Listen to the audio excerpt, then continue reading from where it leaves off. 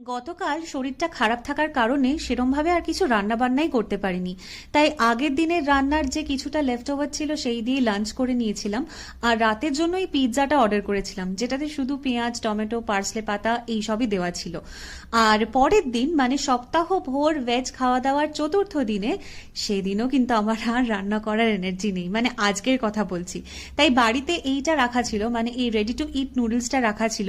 আর এটা যেহেতু veg noodles ছিল, তাই ভাবলাম যে এই উইকে এটা খাওয়া যেতেই পারে।